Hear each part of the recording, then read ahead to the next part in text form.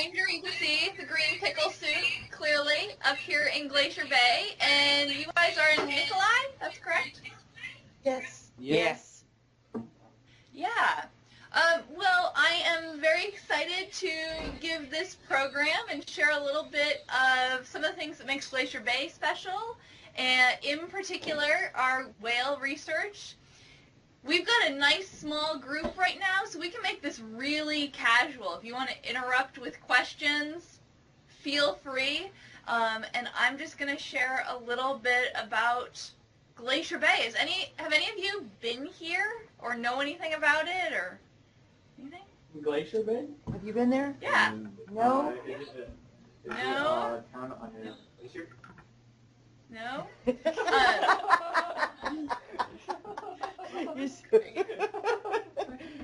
He said, is it a town on the glacier?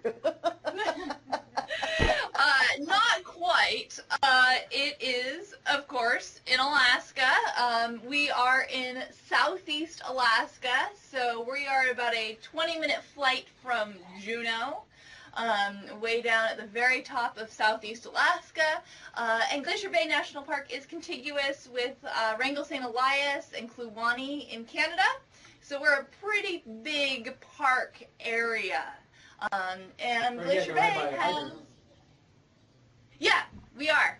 A little bit north of Hyder, but yeah, in that general area. You been there? Southeast. Cold and wet, so a little bit different than the interior.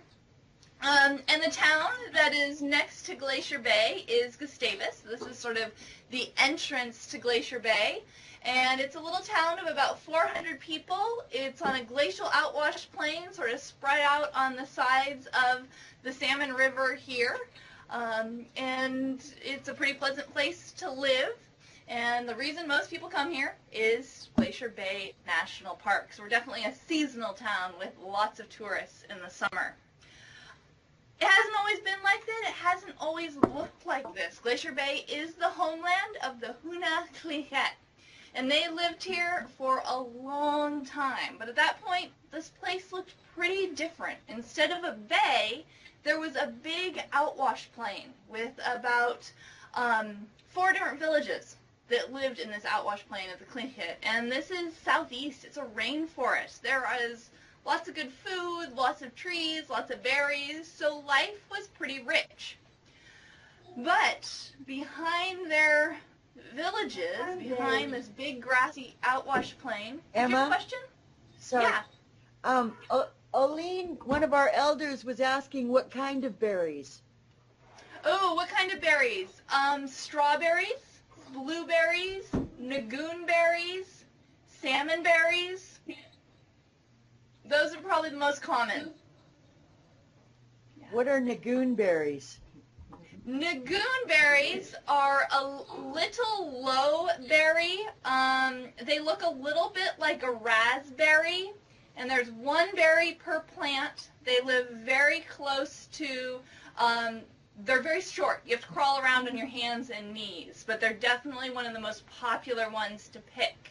And we still host groups of the Clihet over here to come berry picking.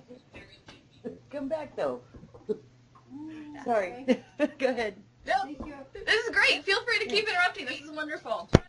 What kind of berries do you have up there? Oline, what kind of berries do we have up here? Blueberries, salmon berries, Cranberry. cranberries. Low Cranberries. bush and Yeah, high we have bush. high bush cranberries. Yeah. Okay. Great. So, the Clihet lived here for a really long time, but a few hundred years ago, something began to happen. There was this glacier, dark, dirty glacier, sitting behind them. And a few hundred years ago, the world got a little colder, the little ice age, and that glacier moved forward. And it began to move forward quite rapidly. So rapidly, in fact, that the Clihet had to jump into canoes and flee in front of it. From all their stories, this happened in a matter of days, that they had to escape as this glacier advanced. So this glacier came all the way down over that big outwash plain they've been living on, came straight down to the water, forced the Tlingit out. They went a few different places, but they mostly ended up, after living sort of right around here, it wasn't water at the time, they were right about here. They paddled across Icy Strait down here to that little spit of land, and they established a new village called Hoona, and that is where they still live today. So I do regularly fly over to Hoona to visit the school kids over there. But though they do no longer live in Glacier Bay, because the glacier forced them out, they do have very strong connections to Glacier Bay. They come in regularly to go berry picking. It's an ancestral and spiritual homeland. And they do come back, and they have been coming back for years and years and years, because the glacier has been retreating. The glacier has retreated about 70 miles in the past 250 years, and as it's retreated, more and more water and land has opened up, giving way for new berry patches, new salmon streams, etc. So it's a very important place. And though people are no longer living in Glacier Bay, they either live in the tiny town of Gustavus, down here in Hoona, or else there's just a couple people living in Glacier Bay. Otherwise, it's all wilderness. And that, of course, means that it is cared for by the Park Service. And the Park Service is caring for this place just like it cares for places all across the country. Anybody been, what national park is closest to you, or have you been to any anywhere else? Denali? Denali, yeah, very famous national park. Well, anybody been to any others? Yeah, Oh, gosh. takes a while. Shasta, the Sierras. I don't know if you call that a national park, though. The Well, yes. Redwoods. Redwoods National Park is a park. Yosemite is in the Sierras. Sequoia King Canyon is in the Sierras. Other places like the Great Smoky Mountains or the Everglades.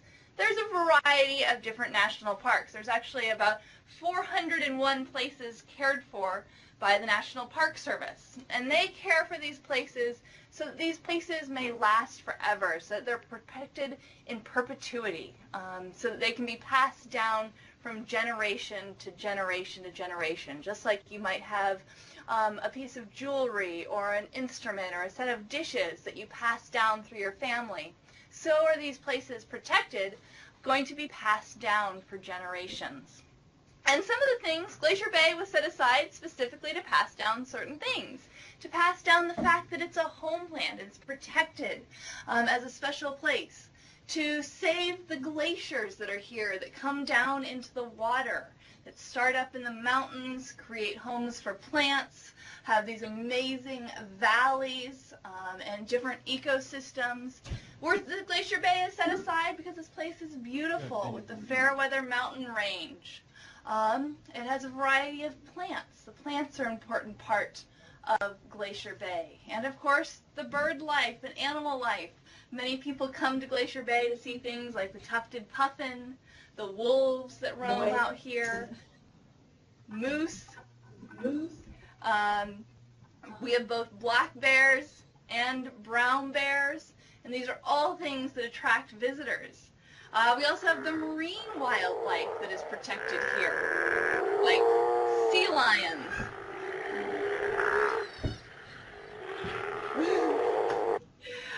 And of course, sea otters as well. They have been coming back after almost going to the brink of extinction, so Glacier Bay is a place to protect these animals. And something that people love to see are orcas. And I can watch them for hours when they come through in groups. They move through the water so smoothly, often in groups. There's actually a couple babies in this group. They're smaller and slightly yellow. So it's pretty fun to see them out here, and that brings people to Glacier Bay. And this is a space for them to live. And of course, the humpback whale, the one that we'll be focusing on today, a great big creature that's really special for people to see. And all these things are preserved and protected in Glacier Bay National Park. And of course, some of the things that we protect are animals that are endangered, animals that are in danger of extinction, meaning they wouldn't be here unless we were really working hard to make sure they were okay. In the case of humpback whales, they were overhunted by commercial fishing.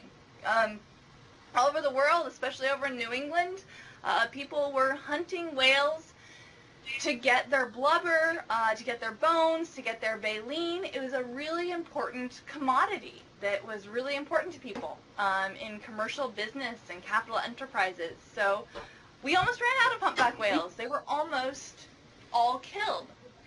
But today we do have some. They are protected in Glacier Bay, and that's one of the things that we really work to do. And so I want to talk a little bit more about what whales are and what research we're doing on humpback whales in Glacier Bay. So what is a whale? What's some of the defining characteristics of a whale? Big creature. Think so? Big.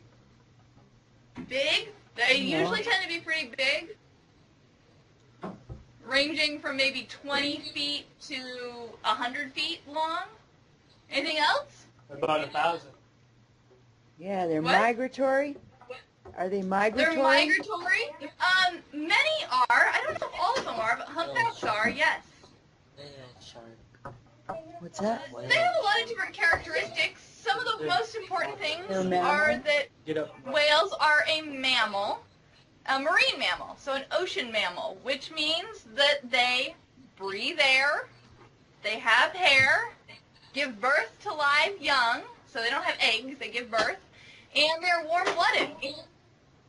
Anybody know where the hair is on a humpback whale? Yeah, in their mouth. They're baleen? The baleen, that's a really good guess. The baleen is not actually hair, it's more like our fingernails. It's a type of keratin. Oh, okay. You're in the right general area, though. They have little knobs on their nose. Down their nose? And it's almost like they have Oh, I get it. whiskers. See, I get it. Around their mouth, there's those big knobs. And they often have one hair growing out of each of You those. said just like me. And you're in good company then.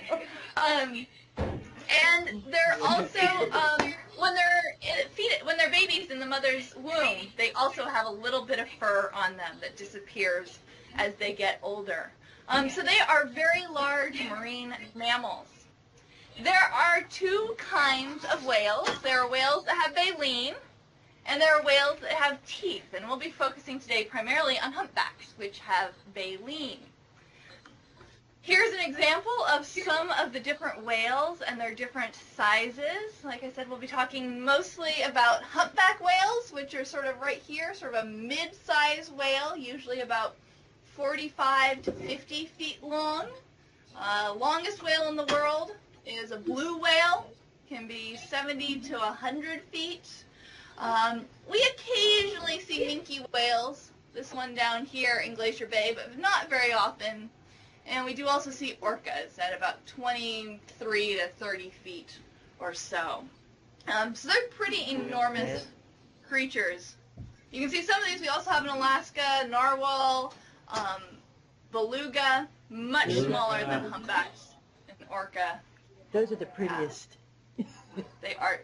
And they're the only ones that can turn their head sideways. So they sort of look like they're looking at you. They're neat. But we don't have those in Glacier Bay. Humpbacks are our main whale here. Now, humpback's scientific name is Megoptera novangeli. And they got that name. It means big-winged New Englander, because they were first spotted to Europeans in New England, so over in the North Atlantic.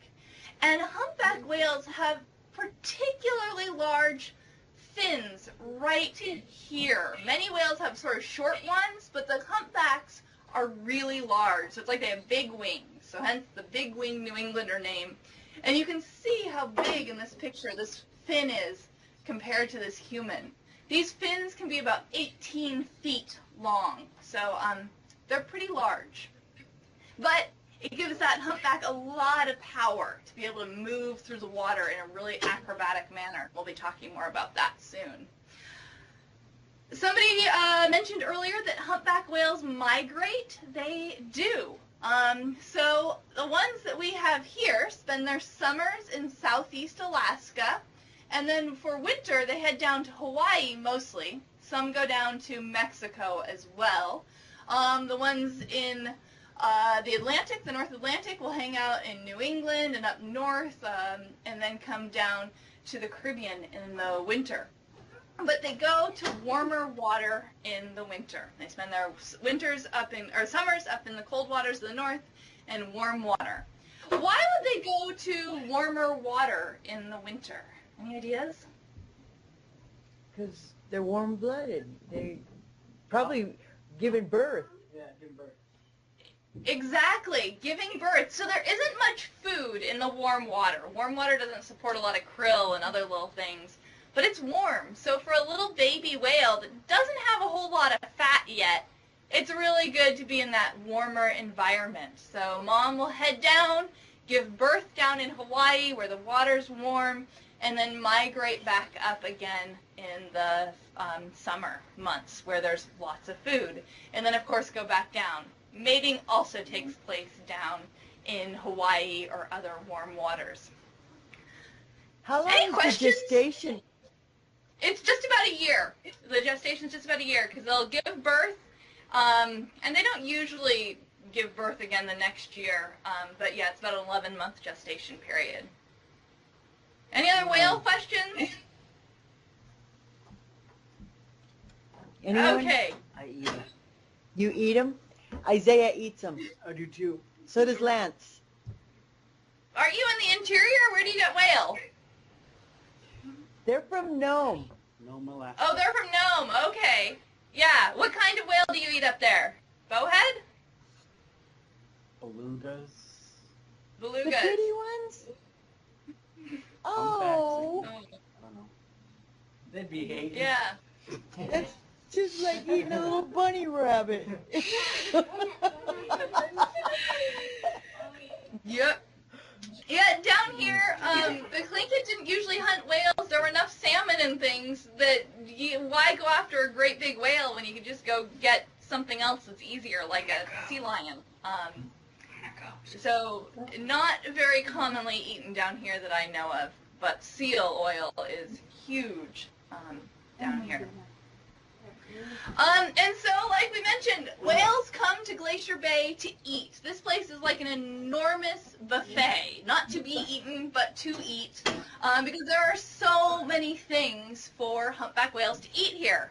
Most people know that humpback whales eat krill. They do, definitely, but in Glacier Bay, that's not their favorite food. There is a better food for them, and that is the juvenile pollock, the herring, or the capelin, and there's a picture of those different fish right here. Those are fatty, rich fish, delicious. In one mouthful, a humpback whale can get a lot of nutrients, and they school by the thousands. So a humpback can get one big gulp of fish really easily. So this place is a great place, these nice cold waters, to support that life. And we were talking about humpback whales don't have teeth. They have baleen. So they have these long plates of baleen hanging down from the top of their mouth. They will take up a gulp of water, about 15,000 gallons of water, and of course whatever prey is in that water as well. So the capelin, the sand lance, the herring, or the krill. And then they'll close their mouth. They'll use that great big tongue to help push all the water out, because of course they don't want to drink all that water. They just want to eat the krill and the fish and the other things. And they will force that water out through their baleen, that are just these sort of pieces of fingernail-like material hanging from the top of their mouth. The water will go out the sides, and of course all the food to eat will get caught in the furry side of it. And then they can slurp that out. And though most of the food they're eating is really tiny, they're going to eat about 800 pounds of food a day. A humpback whale throat is only about the size of a grapefruit, so it's only about that big. So they have to eat really tiny things. And that is why they come up to Glacier Bay. How many hours a day do they eat? They can eat about 23 hours a day when they're up here because they're eating a year's worth of food in 6 months. So the primary activity that we see in Glacier Bay is feeding in some way or another. Going towards food, milling around and getting food.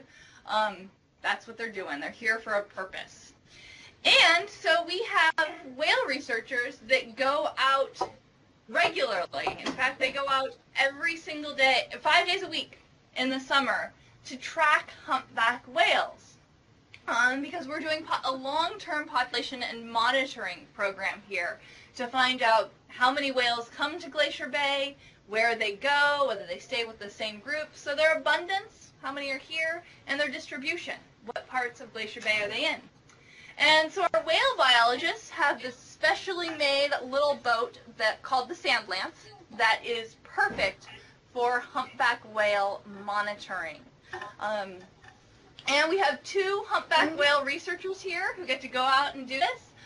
One is Chris Gabriel and the other is Janet Nielsen, and they are very dedicated, going out in all kinds of weather to track humpback whales.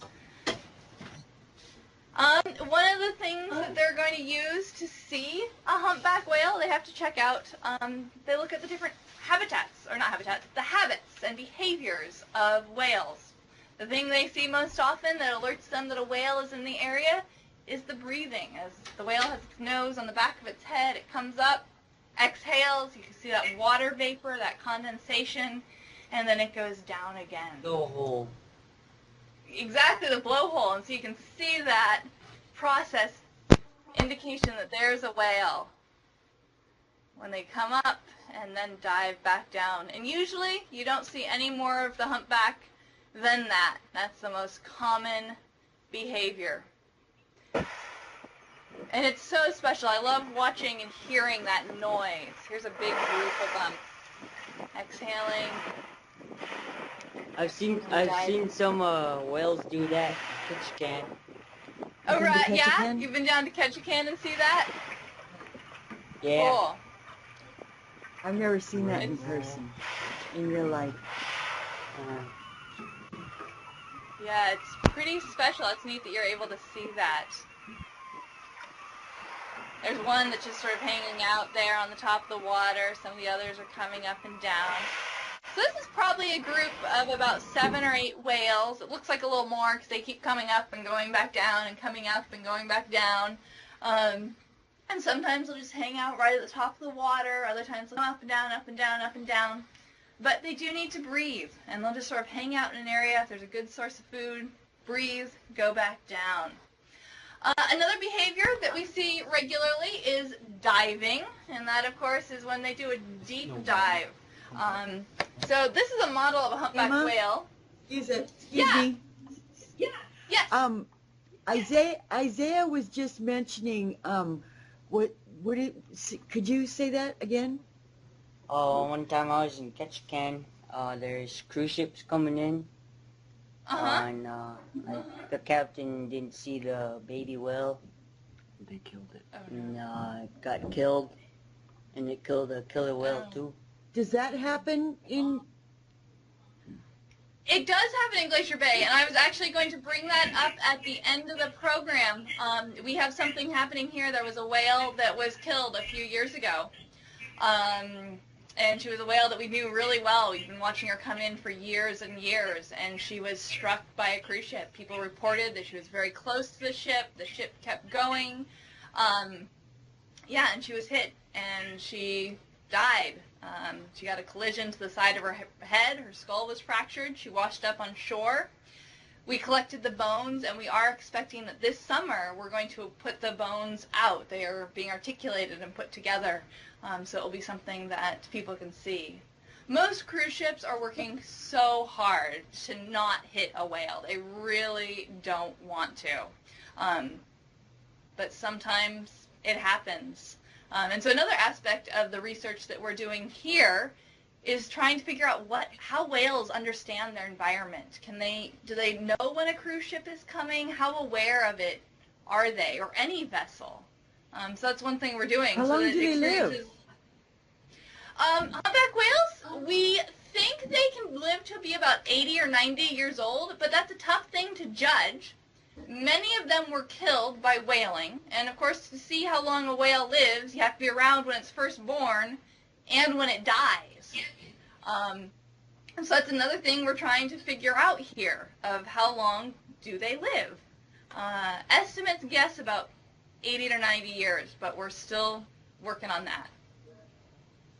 With regards to whether they understand whether a cruise ship is coming or not, how big is their brain? And if it's big enough, couldn't they understand or hear it? So yeah, you're exactly right. They do have a big brain. I don't know the weight, but it's substantial. I mean, their skull is about 15 feet long, and the brain is in there. Maybe not quite 15 feet. And they're smart, and they can hear, they can see, but you know, if there's a lot of vessel noise, we don't know how much attention they're paying. So I think of it like people in a busy city. You know there's a car coming, you hear the car going back and forth, to the point you might just tune it out. And then you're focused on something across the street, and you just go across the street and don't pay any attention to the cars. Just like a little kid running after a ball or something. Exactly. You know, there's a bundle of fish that they want to eat. There's a school of fish, and they're going towards that school of fish, not paying attention to a cruise ship or whatever ship is in the area. Yeah, we don't really know, but that is one of the things that Chris Gabriel, one of our biologists here, is really working on figuring out. She's actually doing recordings of underwater sound and trying to correlate the amount of vessel noise with what's happening with humpback whales in the area. So yeah. But luckily we have not had very many ship strikes, and we really work with the captains of all the boats to make sure that the humpbacks are protected and that both are aware of each other so that we can all enjoy this space together. Yeah. So what time of year are they up here? They are up here summer, so they will come up. We usually see the first ones maybe April, probably more like May, and then towards June and July and August there's lots. And then September, they start heading back to Hawaii. And our whale biologist, one of them gets to go with them. She comes up here and studies them in the summer and then heads to Hawaii in the fall to see them there as well. So does she follow them the whole way? She doesn't actually follow them. She lets them get there, and then she flies down a little while later. But she does. Okay. Well, that's not fun. Not as fun, no. But she does get to spend her winters in Hawaii and her summers in Alaska, so that's pretty nice. Yeah. So, any more questions? How many orca are there? Do they bother the humpbacks or anything? I don't know of any cases here of orca necessarily bothering humpbacks. There's so many other things for orcas to eat here, like seals or salmon, that a humpback calf is a lot of effort. If they can go after something else, they might as well do that. And so we have orcas that will come in for a few days and then leave and then come in again. They aren't quite as consistent as the humpbacks. But they do come in. We do have a orca biologist as well, and so she studies them. I don't know of any numbers of what number of orcas we see, but there's some we see regularly every summer. Yeah. Cool. Cool. Well, let me tell you a little bit about a few other habits and then or behaviors, and then we'll move on to some of the ways to identify them, which I think is really fascinating. So in addition to diving, we do have pec slapping, where they pull out that great big pectoral fin and slap it on the water. We don't really know why they do that. When you see babies doing it, we think they're just learning how to use their fins. Woohoo, you know? It's just like a little baby kicking up in the air. Adults might be doing it to communicate. We don't know. Another thing that we see them doing is spy hopping, where they put their heads out of the water just far enough for their eye to come out of the water, sort of take a look around. I think of it like a little kid spying on his brother or sister, where you peer your head around just far enough for your eye to look around. and then hide back again, just to know what's going on a little bit. And so we do see them doing that some.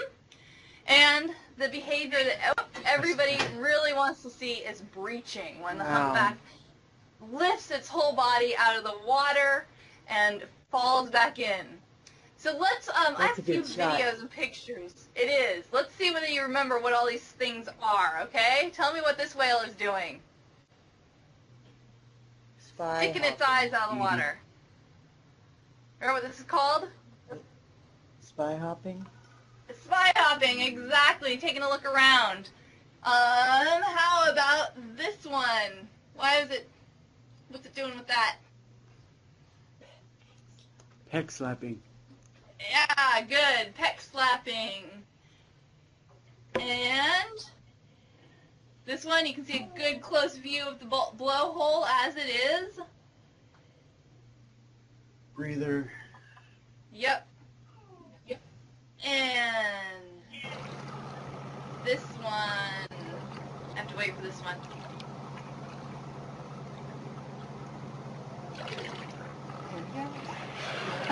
Cool. Right on. Breaching.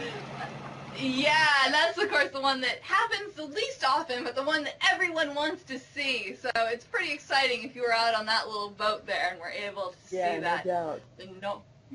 The noise. They probably got wet from that. That was pretty close. But yeah, breaching is pretty exciting. And we don't know why they breach exactly. Whether, again, it's communication, playing, trying to concentrate fish in some way, we don't know. But it's still pretty special to see. But yeah, that was breaching.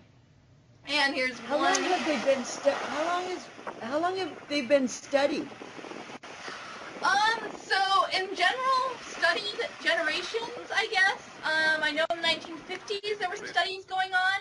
Here in Glacier Bay, they've been studied since the mid-1970s, and that was actually started by a high school teacher in Juneau named Charles Giraz, who had come over on the weekends and watch the whales. And he was actually the one who was one of the lead people in figuring out how to identify individual humpback whales, which is what I'm going to move on to right now. But we have records of humpbacks dating back to the 70s in Glacier Bay. So our biologists go out on their little boat, and their most important research tool is a camera, because they are going to take a picture of the fluke, of the tail of every humpback whale that they can. And they use that information to record which humpbacks are coming back, because every fluke is a little bit different. Just like we have different thumbprints and fingerprints, so is every whale tail. And so you can see some of the variability in a humpback whale fluke. Like the differences in the amount of white versus black, the shape of the fluke, that top trailing edge, what shape it is, if there's any scars or nicks on it.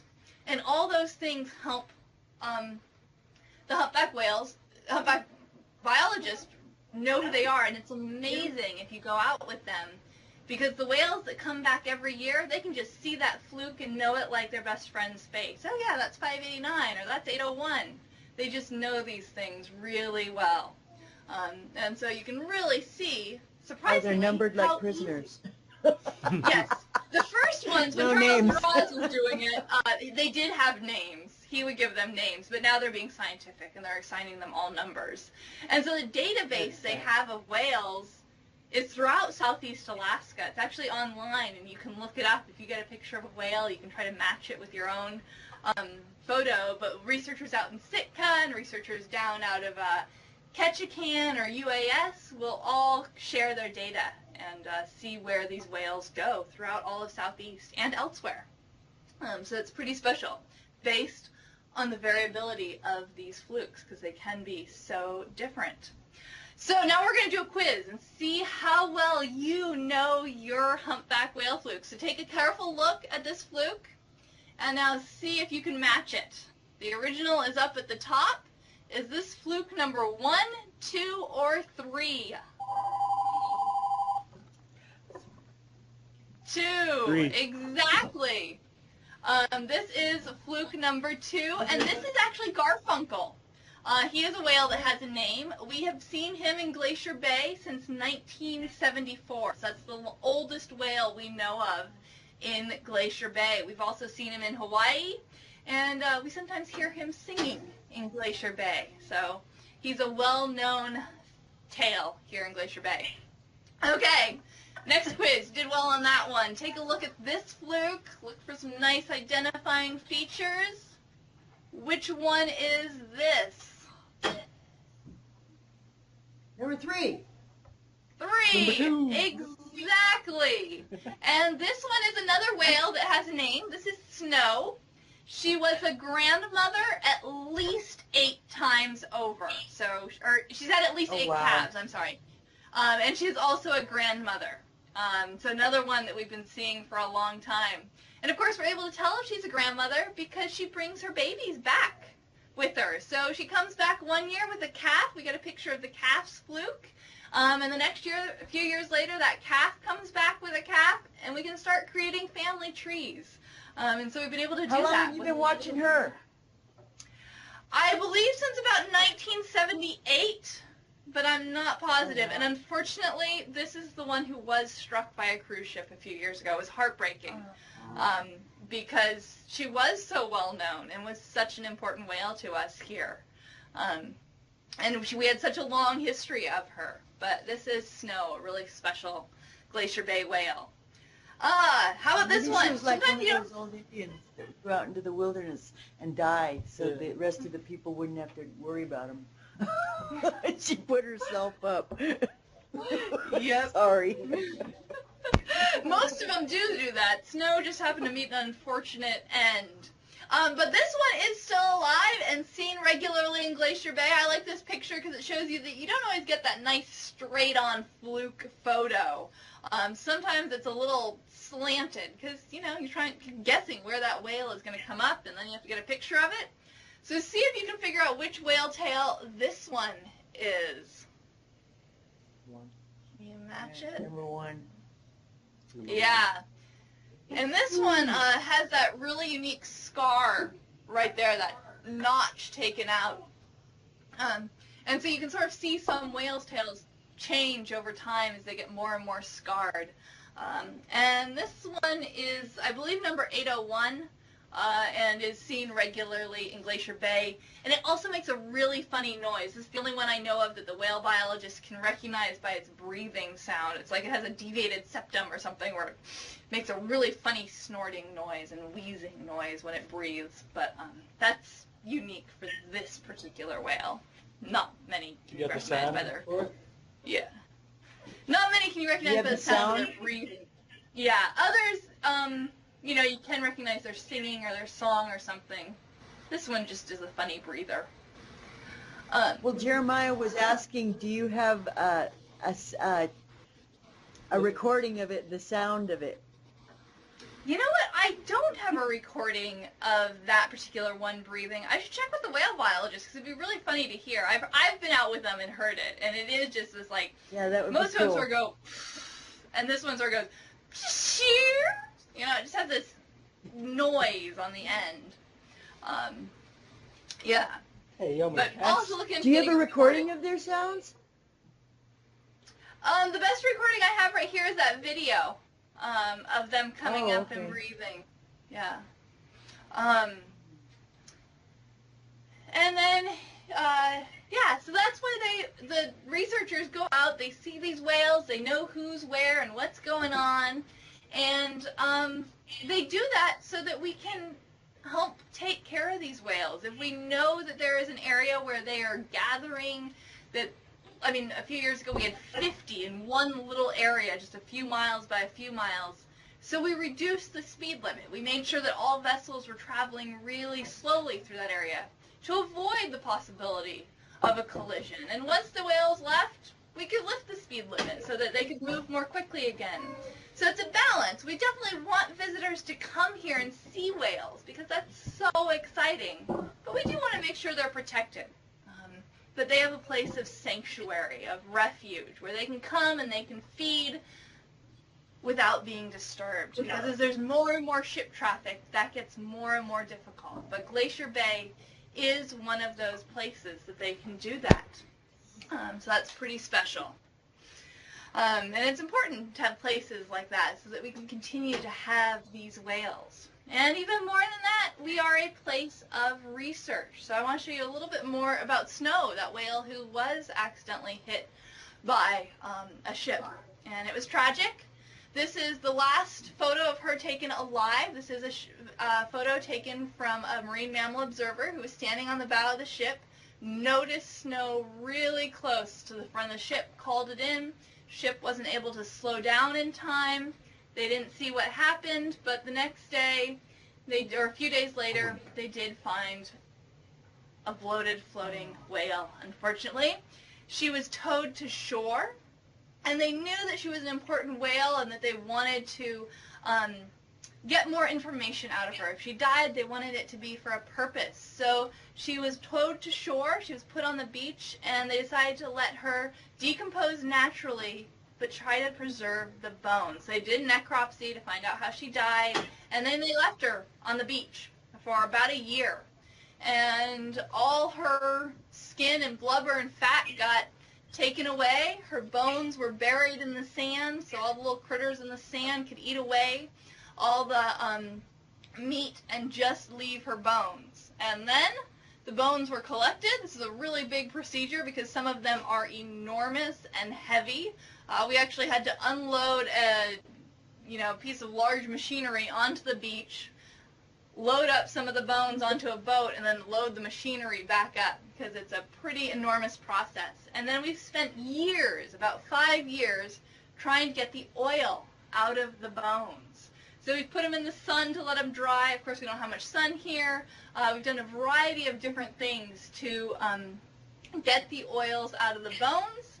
Eventually, we decided we needed professional help. We called a man in Maine who does this professionally, who cleans whale skeletons and puts them back together. Because this is a 45-foot long skeleton. It's pretty big. He came, he gathered up the bones, he loaded them into a van and brought them to Maine. And they've been there for about a year. They're still there right now. He has done all sorts of things to get the oil out of the bones, and then he has started putting the bones back together. And so this is a model of what he's done. He made this out of clay and pipe cleaners and things. And this summer, the bones should return, and we will have this skeleton so that people can learn more about humpback whales through this display, so that Snow's legacy can continue to live on. And that people can continue to come to Glacier Bay and enjoy whales in so many different ways. Wow. Any questions? That's about all I have to share, but I'd be happy to talk more. What's the weather like? What's the weather like? It was 4 degrees when I got up this morning. It was about 28 degrees when I went outside at lunch. How is it up there? It's excellent. Very sunny. Yeah? Pretty warm. Yes. It's about 4 degrees here too. No, Okay. it was 22 earlier. Is it? Okay. Or was it yesterday? Yeah. I have a question about Yeah. Snow. You Yeah. said that she's had at least 8 offspring. Yeah. Have you guys been have you been studying her offspring, and how often have they come back? They come back, I'd say, regularly. The whale biologist could get a whole chart of every single year that her offspring have come back. So I don't know What's off the top the of my oldest head. one? What's the oldest one? I imagine from the early 80s, I want to say like 81 or so, was the first year that we recorded her with a calf. Of course, she could have been coming before that. We just don't have records of that. We do know she was about 54 when she died. And we know that because of the waxy buildup in her ears. We've been able to figure out how to date that, which is a fairly recent It's from the discovery. wax? Yeah, they get a The new wax layer in of the- wax every year on the plug in their ear. And so Is it snow a was actually tree? one of the whales that helped us figure out whether they get 2 layers or 1 layer each year, because we knew how long we'd been seeing her, and we were able to figure that out. But yeah, we don't know what she was I doing like the before rings of the 78 tree. or 81. Yeah, like the rings of a tree. Unfortunately, the whale has to die for us to see those rings. But yeah. Oh, well, so does the tree. Yeah, you can make cores of trees, so you only put like more like taking a shot. But yeah, Well, that's true. Easiest. That's true. Yeah. The only Yeah. way we can tell is if we cut it down. right. We're not fancy enough to do those cores. But yeah. So, what other wildlife do you have there besides? I mean, Oline was asking, do you have? You got any moose? We do have moose. We have had moose since 1964. So one of the things, as the glacier came down and covered up earthquake, Glacier huh? Bay, everything along with the people, all the animals, were also forced out. And so it takes time for the habitat to develop such that there's food for these animals and also for them to find their way. And moose found their way in 1964, arrived in Glacier Bay, and they arrived in Gustavus in the mid-1980s. And now we So joke was we do that have more before moose or than after people. the earthquake? After. I don't know. I don't know if we have the month. Probably right around the same I wa- time, April or so. Yeah, I'm probably Yeah. wondering if that had something to do with them moving down there. Maybe, but what we've been able to do is we were able to trace them walking down the highway to Haines. And then Haines is, and then they walk down the beach, and then there's a little low spot in the mountains between us and Haines, and they were able to cross that mountains in that low valley and end up in Glacier Bay. So we have a pretty good record Wow. of when they arrived here. So you can eat Yeah. them? But yeah, we Jeremiah have wants to moose. know if Yeah, Jeremiah wants to know if you guys eat them. definitely. They don't. Definitely. They're not hunted in the park, but there's a little area right outside the park. And moose season in September, that's the only talk in town. Who got a moose? Yeah. So yeah, everybody sort of skips work and heads out to go moose hunting in September. I've got There's some one in my question freezer. I've been dying to ask. Any Sasquatch sightings? I haven't. You can come down and see what you can find.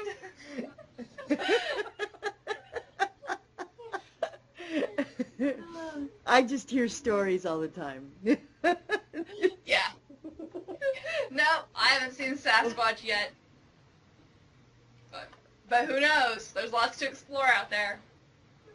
That's true. Thank you so much. This has been very informative. I enjoyed it. How about you guys? Thank you. Well, I'm in and out. I had It to was drop cool. off the kids, so I Well, missed out. it was really interesting. What do you think, Tim? You say thank you. Thank you, Thanks. Emma. That Well, was it was really wonderful cool. talking to you and getting a little perspective of what you're doing. And yeah, thanks for letting me share this with you. Come down and visit us sometime.